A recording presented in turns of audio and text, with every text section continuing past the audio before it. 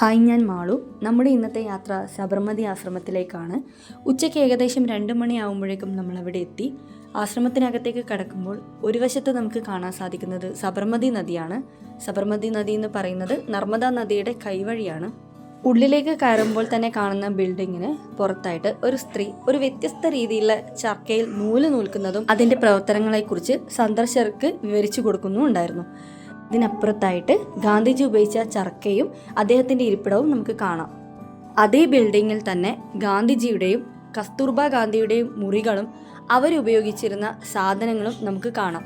അതിനടുത്തുള്ള ബിൽഡിങ്ങിൽ വ്യത്യസ്ത രീതിയിലുള്ള ചർക്കകളും അതുപോലെ അത് വെച്ച് നെയ്തിട്ടുള്ള തുണികളും കാണാം. എടുത്തു പറയേണ്ട ഒരു കാര്യം, ഇവിടെ സന്ദർശന ഫീസുകളൊന്നും തന്നെ ഇല്ല എന്നുള്ളത് തന്നെയാണ്. അതുപോലെ ആശ്രമത്തിൻ്റെ പരിസരം വളരെ വൃത്തിയുള്ളതും വളരെ സൈലൻ്റ് ഏരിയ ആണ്. ഇതിൻ്റെ തൊട്ടപ്പുറത്ത് തന്നെയായിട്ടൊരു വലിയ ലൈബ്രറി ഉണ്ടായിരുന്നു. തൊട്ടപ്പുറത്ത് തന്നെയുള്ള മ്യൂസിയത്തിലേക്കായിരുന്നു. അന്നത്തെ കാലത്തെ പത്രക്കട്ടിങ്ങുകളും ഗാന്ധിജിയുടെ കത്തുകളും കുറിപ്പുകളും അതുപോലെ ചർക്കകളും ഒക്കെയാണ് നമുക്ക് ആ മ്യൂസിയത്തിൽ കാണാൻ സാധിക്കുന്നത്. ദണ്ഡിയാത്രയുടെ ഒരു മോഡലും നമുക്കവിടെ കാണാൻ സാധിക്കും. തൊട്ടപ്പുറത്ത് തന്നെ ചെറിയൊരു പൂളും ഉണ്ടായിരുന്നു. ആ സമയത്താണ് നല്ലൊരു മഴ പെയ്തത്. മഴ പെയ്യുമ്പോൾ ആശ്രമത്തിൻ്റെ ഭംഗി ഒന്നുകൂടി കൂടിയെന്ന് തന്നെ പറയണം. 1917 ഗാന്ധിജി സബർമതി ആശ്രമം സ്ഥാപിച്ചത്.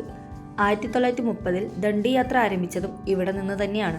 ഏകദേശം 13 വർഷത്തോളം അദ്ദേഹം ഇവിടെ ഉണ്ടായിരുന്നു. മഴയൊന്ന് തോർന്നപ്പോൾ നമ്മൾ അവിടെ നിന്ന് ഇറങ്ങി.